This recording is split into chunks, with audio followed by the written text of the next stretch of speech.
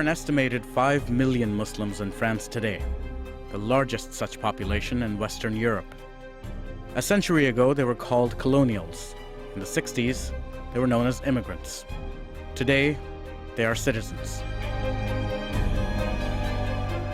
With the issues of immigration and integration raising the political temperature in Europe, this series looks back at the history of Muslim immigration into France.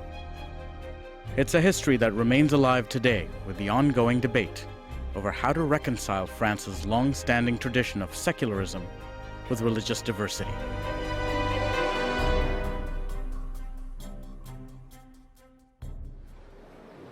By 1981, Muslims had been working in France for some 75 years. Their children had grown up in the French system at school and with the culture of the motherland at home. They were entering adulthood at a time when the years of economic crisis had resulted in massive unemployment in the government housing estates, now a crucible of social problems. So much so that part of the population preferred to leave. That was the case in the suburbs of Lyon. La majeure partie des gens qui sont partis, ils étaient tous d'origine européenne, qu'elles soient portugaises, italiennes ou autres. Donc, ceux qui sont restés, la plupart, c'était ce qu'on appelle, entre guillemets, les pauvres, hein, le quart-monde. Ils sont restés là, et l'ensemble, globalement, c'était des Maghrébins. Qu'est-ce qui se passe? Des groupes de jeunes qui s'amoncellent un peu ici ou là, et puis voilà, quoi. Abandonnés, pas d'activité, pas de... Donc, tous les ingrédients pour que ça pète. The explosion happened on July 10th, 1981. Called Les Manguettes Rodeo, kids raced around the estate in stolen cars, which they later set on fire. France suddenly woke up to the malaise of the suburbs. Ceux qui brûlent les voitures à l'époque, ce sont les enfants des anciens travailleurs immigrés. Et on se rend compte finalement que ces travailleurs immigrés, ils ont eu des enfants. Alors vous allez me dire, c'est surprenant, mais on ne s'était pas rendu compte auparavant. On ne s'était pas rendu compte que cette immigration était devenue une immigration familiale et qu'il y avait en France des jeunes issus de l'immigration qui étaient finalement français. On commence à s'interroger sur cette génération à partir de ces émeutes qui apparaissent finalement comme l'acte de décence publique de cette génération, qui refuse d'être confondue finalement avec la génération des parents et qui revendique sa place en France. Comment tu le vois, toi, dans 10 ans? Bah, moi, personnellement, je sais que je vais pas tarder à m'arracher. Alors, je pense que comme je sais que je vais partir, c'est parce que je sais que ça va aller de plus en plus mal et ça va finir mal, très mal. Dans ce quartier, on n'a même pas un endroit de... Parce qu'il y en a qui nous croient qu'on est capable de rien faire, mais en vrai, on est toujours réadaptable, la société, comme on dit, en vrai. Il y a toujours un moyen de se redresser, quoi. These young Arabs who had grown up in France wanted to share their mixed culture with the rest of the country. In Lyon, one group became their standard bearer. Its name, Carte de Séjour, or residence permit, was an agenda in itself. Carte de séjour, de toute façon, c'est un super groupe parce que bon, c'est le premier groupe que j'entends chanter du problème des immigrés, en français et en arabe. Ça fait bon qui peut être compris aussi bien par les Français que par les Arabes. Alors c'est un groupe qui va chanter justement tous les affres de la condition des cités, qui va chanter le rapport à la police, qui va chanter le problème des filles, et qui dans tous les textes sont liés justement au vécu quotidien des jeunes dans les cités, qui vont en quelque sorte mettre en avant tout un imaginaire des banlieues.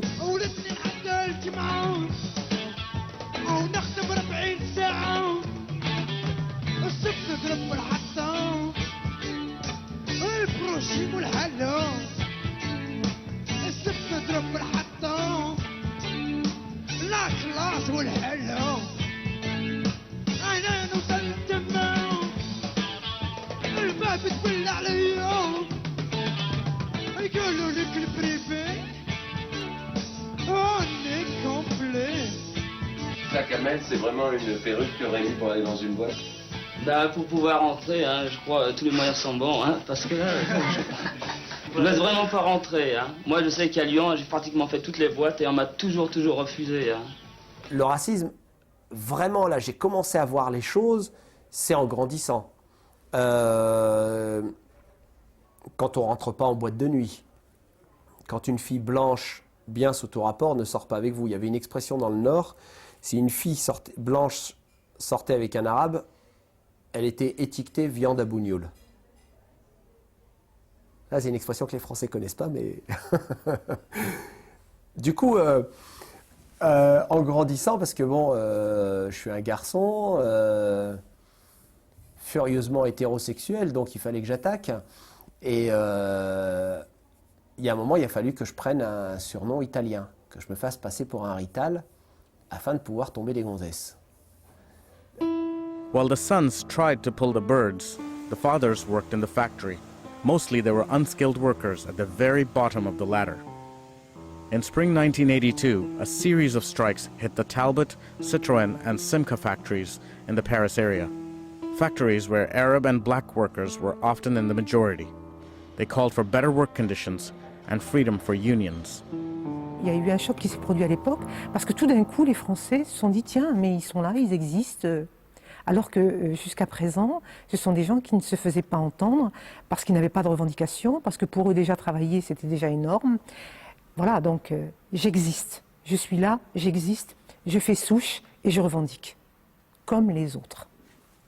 Votez CGT! Votez CGT! The government saw no way out of this endless social dispute and accused the strikers of being manipulated by Iranian fundamentalists. The accusations were repeated in the media. À Flins, cet après-midi, les journalistes ont eu maille à partir avec les grévistes qui reprochent à la presse d'avoir politisé et islamisé le mouvement de grève. C'est pourtant bien l'analyse qu'en fait le Premier ministre Pierre Mauroy dans une interview à Nord-Éclair. Les immigrés sont agités par des groupes religieux et politiques en fonction de critères ayant peu à voir avec les réalités sociales françaises, déclare en effet le Premier ministre. Quand des immigrés ont contact avec les leaders religieux de la communauté islamique, pourquoi voudrait-on qu'ils soient manipulés?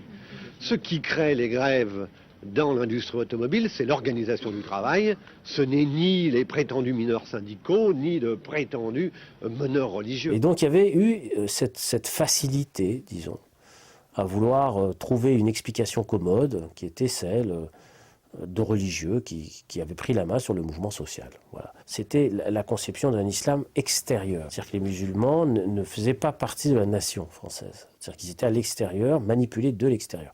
Donc c'est cette dimension-là qui a commencé à apparaître dans ces grèves de l'automobile de 82. Depuis la révolution iranienne, la perception de la société française à la présence musulmane a changé. On établissait tout le temps des relations plus ou moins indirectes entre l'effervescence islamiste dans le monde et les phénomènes sociaux qui traversent la société française en général et la présence des musulmans en particulier. Et ce discours-là de la part des politiques et des mass-médias a aggravé justement les relations entre la société et ces musulmans. This view, which painted a picture of a France in danger of Islamization, would keep resurfacing from here on. But at this time, the danger was to young North Africans. Les frères, les sœurs et les amis d'Abdenbi se manifestent avec dignité et fierté en une marche silencieuse pour rendre hommage à notre martyr Abdenbi. In late 1982, Abdennebi Gemia, a student living in the transit estate in Nanterre, was murdered with a rifle by a Frenchman living in one of the neighboring houses. The killer complained that children from the estate had been throwing stones at him. In March 1983, a bomb exploded in Marseille on the La Cayole estate, populated mainly by Arabs. A gypsy child was killed. In July, Tufik Ouan, a 10-year-old boy, was killed by a neighbor on the La Courneuve 4000 estate. He was setting off firecrackers with his friends. Et il lui a rien fait, mon fils, pour qu'il le tue. Il est jeune.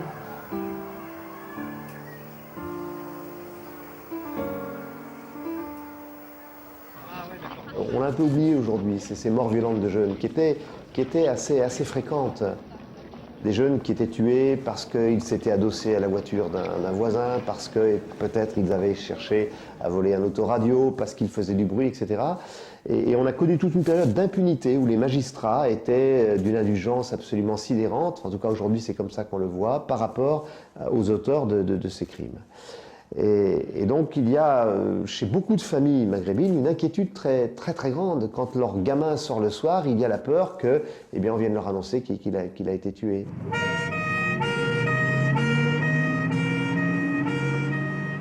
savaient plus quoi faire. Répondre à la violence par la violence, c'était un cycle sans fin, une espèce de circuit fermé. Et à cette époque-là, on voyait beaucoup à la télévision les séries, le samedi, je m'en souviens, de tous ces mouvements pacifistes qui ont eu lieu aux États-Unis ou en Inde à l'époque. C'est vrai qu'on avait un copain qui n'arrêtait pas de regarder ces séries et un jour, comme ça, par défi, hein, vraiment par défi.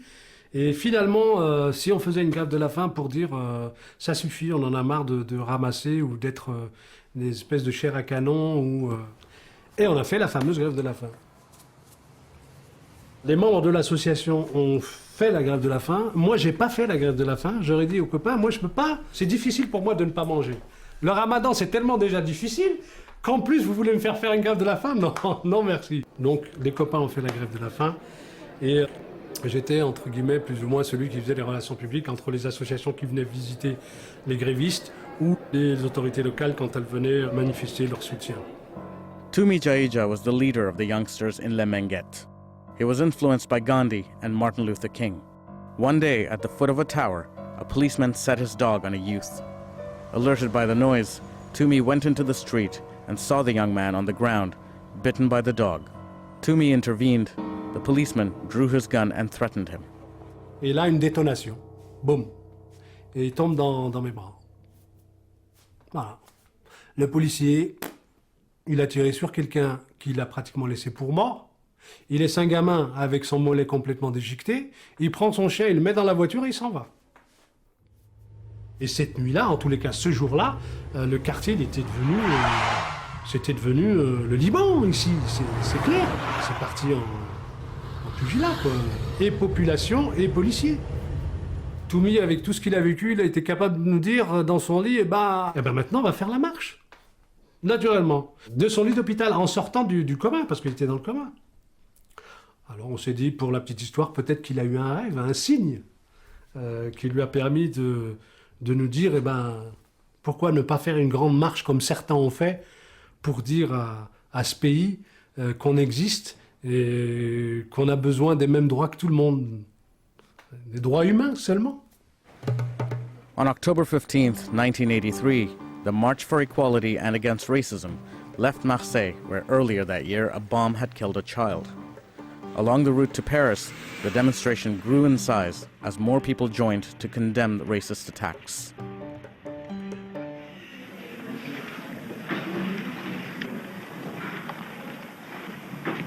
Je les remercie énormément de tout mon cœur de ce qu'ils font pour les enfants qui ont été tués. Alors, je trouve que c'est ce qui est formidable dans cette marche, c'est qu'elle est partie de gens sans importance, nous sommes des gens sans importance, d'une douzaine de personnes qui ont dit non, cela ne peut plus durer, ces meurtres de jeunes un peu partout en France ces derniers mois, ce climat de rejet des étrangers qui s'étend comme un cancer, eh bien, il faut l'arrêter. Et puisque les grandes organisations, manifestement, hésitent à se lancer dans une campagne d'envergure, eh bien nous allons prendre la route, comme d'autres avant nous l'ont prise, ces Noirs américains ou ces Indiens vus dans le film de Gandhi, ou encore ces paysans du Larzac. Nous allons prendre la route pour essayer de rejoindre tous ceux qui, en France, refusent une France de l'apartheid. À ce moment-là, en France, il y a un grand besoin d'exprimer le refus du racisme dans une partie de la population, parce qu'il y a eu des actes, notamment le Bordeaux-Vintimille, où un jeune a été jeté par des apprentis légionnaires d'un train. Donc il y a un besoin de crier, de protester. Donc cette marche a été bien soutenue par toute une partie de la France militante, on pourrait dire, de l'époque. Moi, je viens de Vénissieux-Lyon, je suis un membre de l'association SOS Avenir Menguet. En route, évidemment, on a rencontré du racisme, bien sûr, de la part de certains qui étaient contre cette marche, qui voulaient pas que les étrangers soient insérés en France. Oh, jamais j'aurais pu croire un seul instant qu'elle aurait eu un succès aussi phénoménal. Moi, en tant que co-organisateur de cette opération, je ne croyais pas à la réussite même de l'opération. Honnêtement, j'y croyais pas. J'y ai cru, on va dire, 15 jours avant la fin. And in 1983, the success of the march was marked by the appearance of Jack Lang, François Mitterrand's Minister of Culture. On a discuté avec des jeunes qui nous ont dit, moi je ne vous voyais pas comme ça. Alors, comment ils nous voyaient? Expliquez-moi comment vous nous voyez. Excusez-moi, je vais vous poser une dernière question. J'en prie. C'est, est-ce que, par rapport aux mosquées, est-ce que vous avez le pouvoir par rapport aux mosquées? Parce qu'il se passe qu'on dit souvent qu'on donne des mosquées. Bon, il y en a quelques-unes en France, mais est-ce que vous avez là-dessus un pouvoir?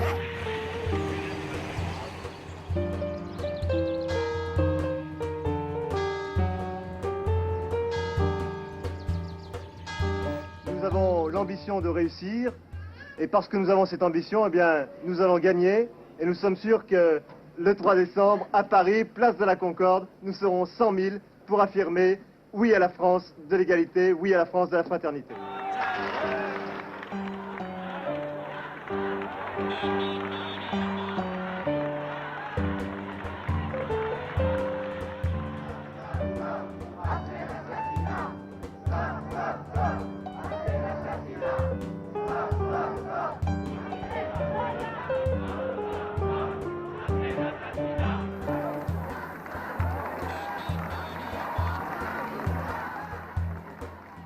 L'événement finalement, alors le 3 décembre 1983, c'est que tout à coup, la France entière, grâce aux écrans de télévision, découvre que toute une partie de sa jeunesse a des racines de l'autre côté de la Méditerranée, que désormais l'algérianité, la marocanité, la Tunisie, je ne sais plus comment dire, eh bien, fait partie de l'être collectif français. Je crois que c'est ça ce que la marche a offert finalement à la France.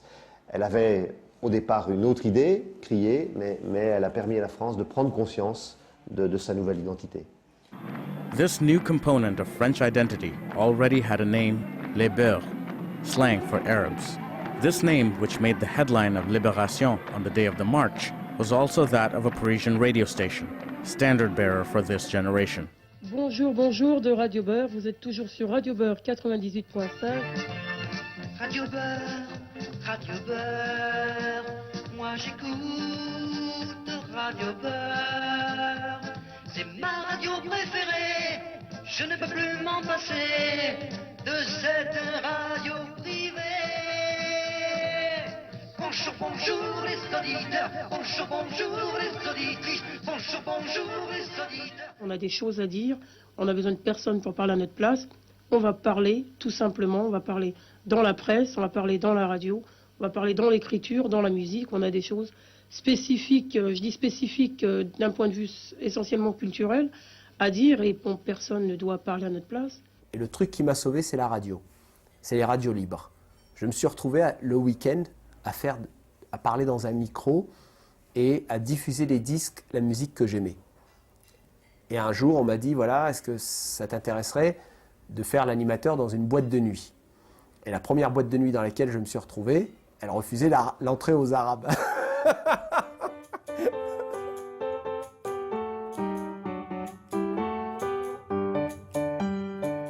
Moi, je rentrais chez l'homme blanc, mais je restais Abdelraouf Dafri. Même si par la suite, il a fallu que je m'appelle Gino pour tomber des gonzesses, même s'il a fallu que par la suite, pour avoir une fiche de paie, je me fasse appeler Francis Panama, parce que pendant très longtemps, j'étais animateur radio et télé, en disant j'étais Francis Panama. C'est vrai, j'ouvrais le micro. Et puis en plus, c'est vrai que c'était plus classe de dire vous écoutez Contact FM, vous êtes avec Francis Panama. Ça se fait quand même, hein. In the 1980s, integration into French society was still a rocky path for the children of North African immigrants. There were a few, however, who managed to break down the barriers and speak with a singular voice. Le thé au harem d'Archi Ahmed. Pourquoi est-ce que vous avez écrit ce livre? Pour raconter ces années 60. Parce que personne ne l'avait fait avant, je me suis dit, bon, moi je vais raconter en même temps, c'est une petite autobiographie. Je suis arrivé en 64, de cité en cité avec nos valises. On s'est retrouvés au bidonville de Nanterre et c'est là que nous avons habité pendant 8 mois, je crois. Et après, nous avons été relogés toujours à Nanterre, dans une cité transit. Nous sommes restés 6 ans, toujours à Nanterre.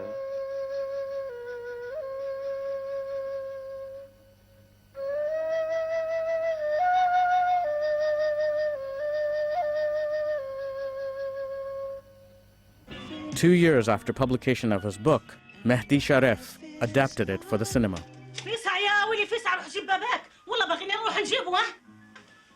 Je comprends pas ce que tu dis. Comprends pas. Fatigué, moi. Jambes malades. Toujours travailler, toi tu dors. Fenienne, voyou. راك تسمع. Pourquoi n'est pas chercher travail? Fenienne, voyou. ها؟ اسمع فيا. شفت ولد ماما هذاك علي. سيريو. خدام على روحه. كيما الرجال تاع الصح. ما يكميش. يجيب لا باي لامه. ما يترانيش في الطروقه. الله يحفظه ويخليه. Travaille, on le dit travailler. J'ai trouvé du travail. C'est bien, mon fils. Ouais, mais il faut être français. كيفاش؟ فرنسي؟ مو حال فرنسي، jamais رومي. راك تسمع؟ jamais رومي. The success of Tea in the Harem was symbolic of a period when large numbers of French people got involved in the fight against racism, now led by a new organization, SOS Racisme. On considère finalement que cette jeunesse, on ne peut pas en laisser le contrôle à des jeunes qui sont incontrôlables. Donc à ce moment-là, il vaut mieux organiser à partir de l'antiracisme et ces grands concerts qui vont s'opérer à la suite. Donc on voit bien qui sont les personnes qui à l'époque organisent ce mouvement. C'est des gens comme Julienne Ray et Harlem Désir. Après la fête, SOS Racisme continue. Nous continuons ensemble contre le racisme au quotidien, pour la France multiculturelle. Il y avait le sentiment d'avoir été volé, quoi. De sa victoire, de cette marche des beurs, bon, avec cette création d'SOS qui venait par en haut. Donc ils avaient le sentiment d'être dépossédés de cette... Enfin, je parle de tous les animateurs, des mouvements associatifs, etc., enfin, de cette jeunesse-là. Et donc, SOS était considéré comme étant une organisation proche du pouvoir, proche des socialos, proche de l'Élysée, proche de tout ce qu'on veut. Bref, ils ont eu le sentiment d'avoir remporté une victoire à la Pyrrhus.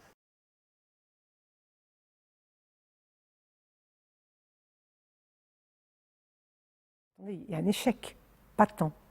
Il y a un échec patent de l'antiracisme, qui était la bonne conscience de la gauche. Et en même temps, la gauche, pendant cette période, n'a pas travaillé à l'égalité. Voilà, c'est un gros reproche que je peux faire.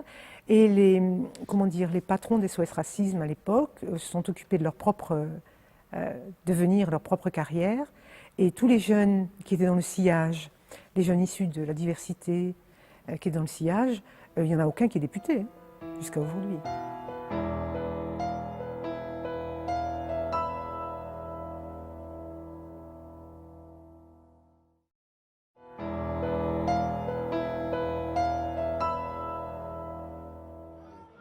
In the 1980s, though the issue of political representation had not yet reared its head for the children of immigrants, that of police abuse was still topical.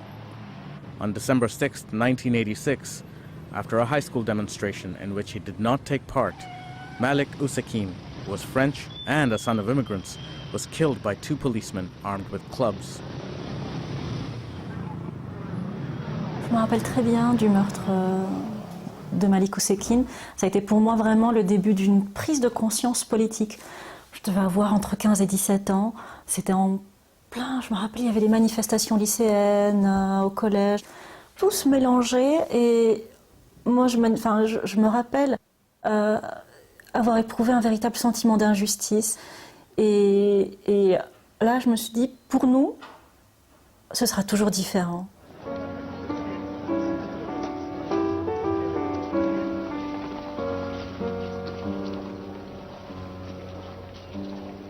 Malik Ousekine, c'était terrible. C'était un arabe, un français, issu de l'immigration, qui voulait devenir prêtre, qui allait embrasser la carrière et qui cherchait sa religion et qui avait trouvé le catholicisme. Et c'était un petit être frêle qui s'est fait tabasser à mort. Et il n'y avait pas plus de symbole. C'était même pas un musulman ou un radical. C'était un Français, quoi.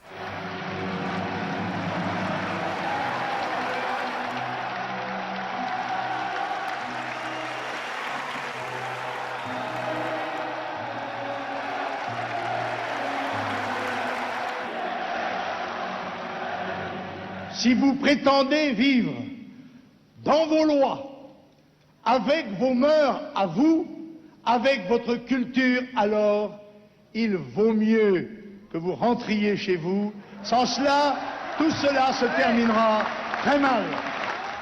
At the end of the 80s, Jean-Marie Le Pen's public enemy number one was Le Beurre, a winning formula since in election after election, 10 to 15% of French people had voted for the National Front, wanting to defend an identity they saw as being under threat. At the same time, on the housing estates, some of the youth fell back on another identity, their Muslim identity. This was the case at Les Minguettes, among the many disappointed by the March for Equality. Faut pas rêver en fait. C'était un climat de rêve, tous ces concerts, ces musiques, ces choses ça menait plutôt à la débauche qu'à la droiture en fait. C'était de la manipulation pure et simple en fait. On était tous un peu perdus quand même. Hein. Et donc on s'est réfugié auprès de l'islam, mais auprès de Dieu bien sûr. Et je crois que l'islam ça apporte beaucoup pour l'individu parce que c'est à la fois... Ça englobe le tout, c'est une méditation, c'est un sport, c'est une propreté, ça m'aide beaucoup à vivre. Throughout France, many young people seemed to be rediscovering their Islamic identity. This religious revival was also beginning to attract a certain number of non-Muslims. Si j'ai décidé de me convertir à l'islam, c'est parce que je me sens mieux, parce que je suis en rapport avec Dieu directement et je me sens surtout bien dans ma peau. L'islam il vous enseigne l'amour, la tolérance, le respect des autres. This conversion phenomenon also affected many youngsters from the West Indies or the Christian countries of Africa. This was true for Régis, a resident of Strasbourg of Congolese origin, now better known as rapper Abdel Malik. Je me souviens, le premier ouvrage que j'ai lu, qui présentait l'islam, c'était comme si c'était ma religion naturelle en fait. Il y avait quelque chose, mais c'est ça. Je ne me suis pas senti en rupture avec le catholicisme de mes parents, pas du tout. Je me suis senti en continuité de quelque chose. Those who renounced Islam did so quietly. It was those who trumpeted their allegiance to Islam who attracted media attention.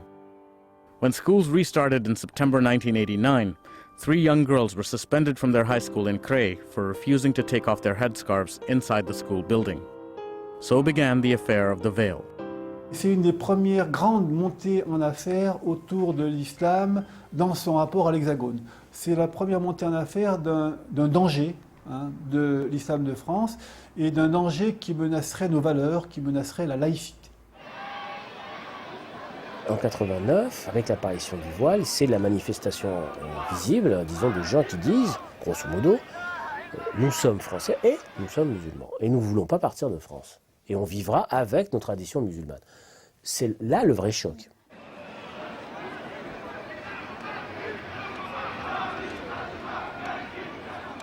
Le port du voile dans la rue, ça ne me pose aucun problème, que chacun fasse ce qu'il veut. La manière d'exprimer sa foi ou sa religion est l'affaire de chacun. Mais dans l'espace public et l'espace de l'école, ça ne me semblait pas possible. Impossible was also the verdict of most of the media, eagerly capitalizing on the affair of the veil.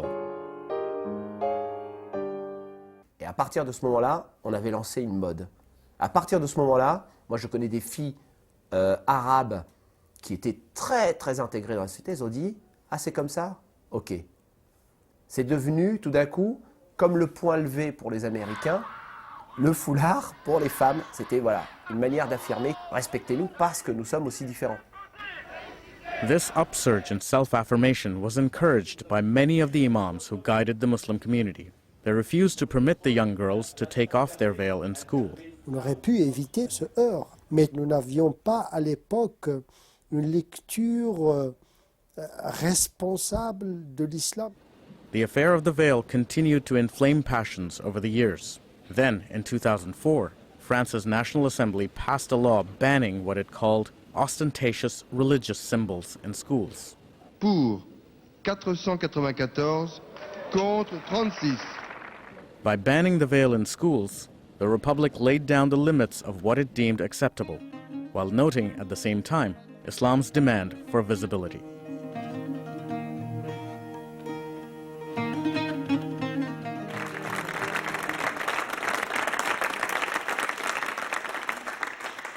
Bonsoir, Bonsoir et bienvenue à cette série de 4 nuits où nous fêterons avec vous le Ramadan. C'est une émission qui s'adresse aux musulmans, aux non-musulmans et au public le plus large. Car finalement, métissage culturel et mélange des genres, voilà les 2 maîtres mots de ces 4 soirées, de ces 4 veillées de Ramadan.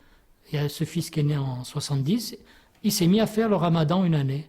Donc moi, je me suis senti un peu, pas dépossédé, mais j'avais honte un peu de dire, attends, mon fils fait le Ramadan, moi je le fais plus depuis plus de 20 ans, je le faisais plus. Hein. Et ben, je me suis senti obligé de le faire. Bon, il n'est pas religieux non plus, hein, lui, mais ce truc de Ramadan, il voulait le faire. Et donc, depuis, j'ai pas arrêté.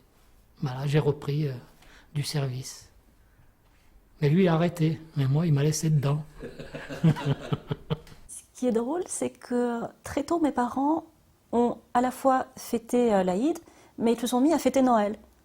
Et donc, c'était génial pour nous les enfants parce qu'on avait, c'était 2 occasions, une double occasion de faire la fête et d'avoir des cadeaux et de se réjouir. On a grandi avec des musulmans.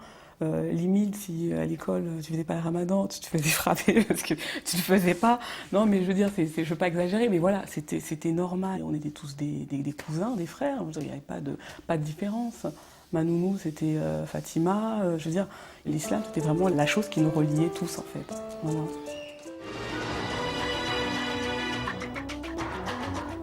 Quatre morts, une quarantaine de blessés, dont 16 graves, dans un attentat au cœur de Paris, à la station Saint-Michel du RER B. Il était environ 17 heures. In summer 1995, France was shaken by a series of bombings. The Algerian Armed Islamic Group, or GIA, claimed responsibility. One of the bombers was identified by his fingerprints as 24-year-old Khalid Kelkal.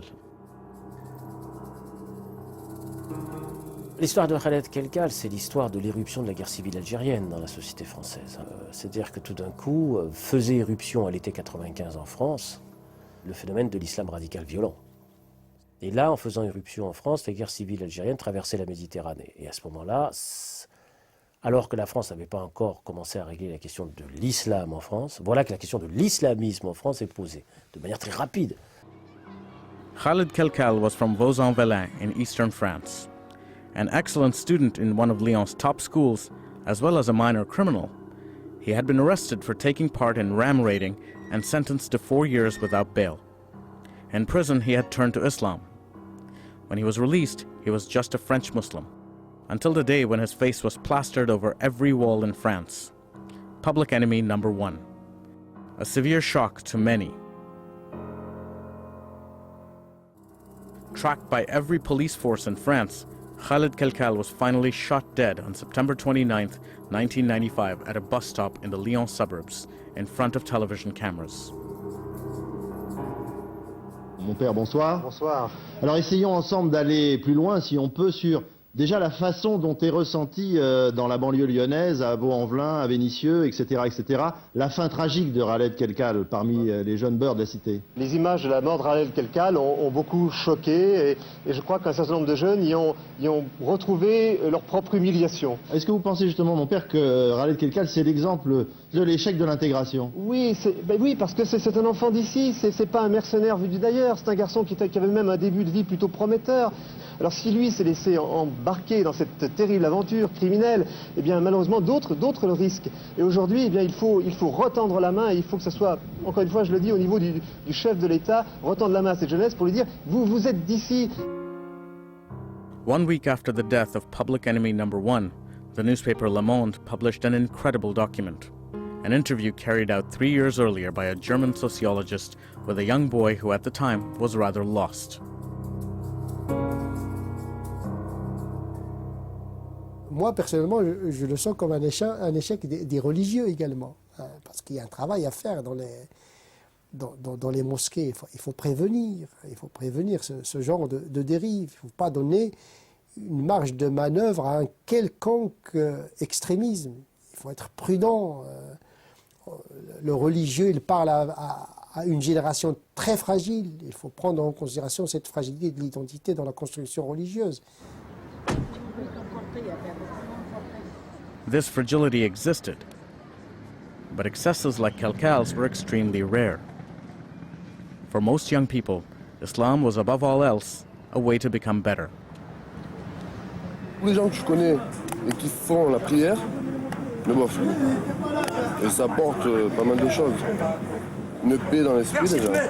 Pour avoir de l'argent, ils volaient, ils dealaient. Maintenant, ça n'existe plus tout ça. This neo-Islam became a substitute identity for many young people. This didn't stop patriotism prevailing when footballers with whom estate kids could identify with became the pride of their nation. At the World Cup 1998, France discovered its diversity.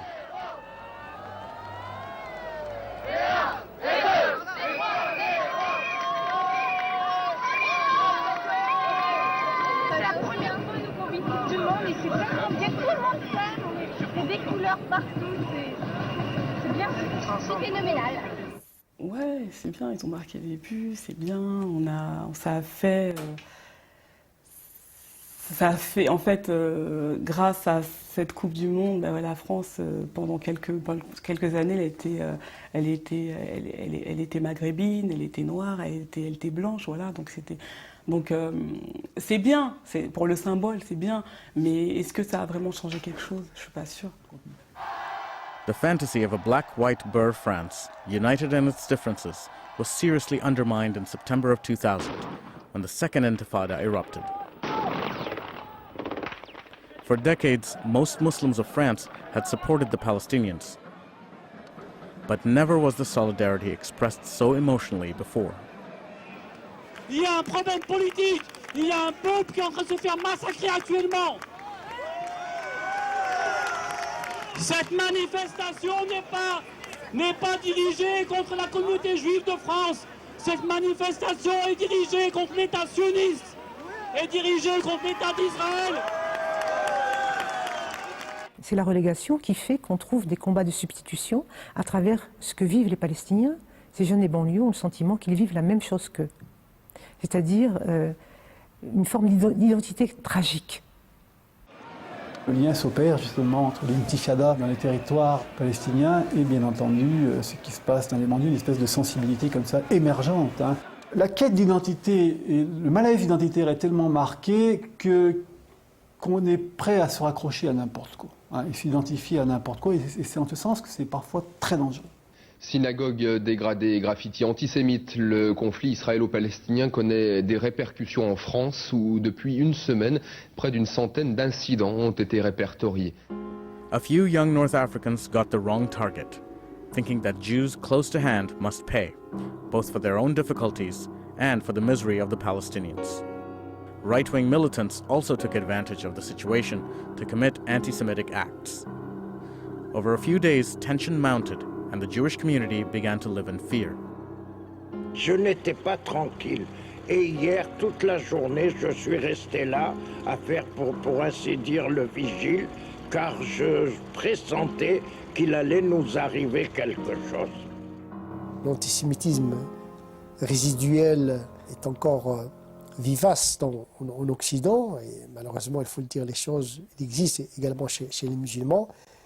Et en tant que religieux, nous devons combattre cette dérive. L'antisémitisme est quelque chose que les musulmans doivent affronter. Nous sommes désormais des Occidentaux. Nous devons assumer cette histoire de la Shoah. Période de Ramadan, tu fais le oui, ok. Donc musulman, machin. Donc après, voilà. Donc c'était difficile. Hein. Moi, en tant que d'origine ou de culture musulmane, je me sentais complètement solidaire de l'Occident. Et je ne comprenais pas comment on pouvait occulter que en Occident, il y avait toute une communauté de culture musulmane qui pouvait être choquée, qui pouvait être indignée, horrifiée par ces attentats.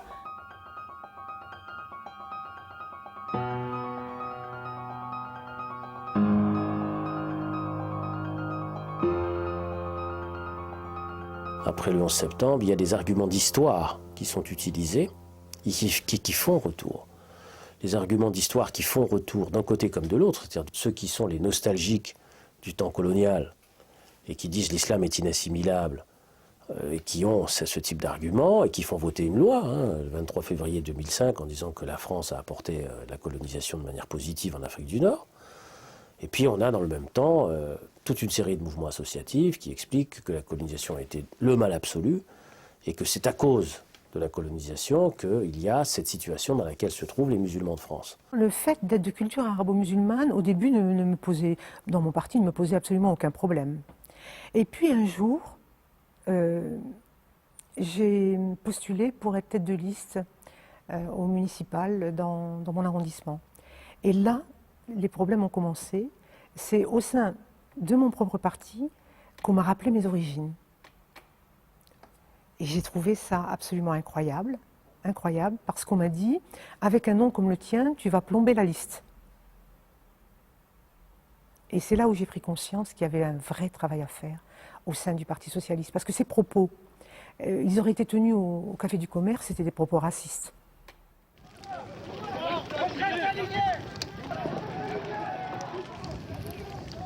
In October 2005, 2 teenagers were killed in the Paris suburb of Clichy-sous-Bois. Locals said they had been running from the police. The police, however, denied this. But news of their deaths triggered riots in the area, home to large African and Arab communities.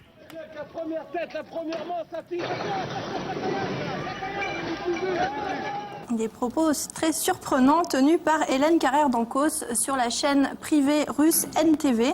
Je rappelle juste qui est Hélène Carrère-Dancos, secrétaire perpétuelle de l'Académie française et historienne spécialiste de la Russie. Они прямо я скажу, из своей деревни африканской. А город парижский и города европейские, это не африканские деревни. Il y a plusieurs dizaines d'enfants, plusieurs mères dans des appartements qui ne sont pas construits, bâtis pour accueillir autant de monde. Il y a, par rapport à une société normée comme la société française, des difficultés à apporter une bonne éducation, un bon cadre pour apprendre et pour finalement s'intégrer. J'aime pas quoi dire parce que c'est tellement bas, c'est que forcément les mecs qui sont partis brûler les voitures, comme leurs parents sont polygames, pas pour la majorité bien sûr, ils sont partis brûler, c'est les pires en fait. Quand t'as des parents polygames, t'es plus taré que les autres et tu... Ouais, non, mais c'est bas, c'est qu'ils sont à court d'arguments, donc ils recherchent. Je veux dire, la polygamie n'a rien à voir avec ce problème d'insécurité ou d'émeute, quoi. Ça a rien, c'est complètement étranger. Je veux dire, c'est complètement étranger. Il y a un mal-être. Mais c'est pas réglé, hein. Je veux dire, c'est pas réglé. Ils sont parqués, voilà. Tout c'est ce qu'on paie de leur politique d'urbanisme des années 70. Où ils ont fait n'importe quoi. In the years following the riots, new governments sought to present themselves as more inclusive, encompassing greater diversity.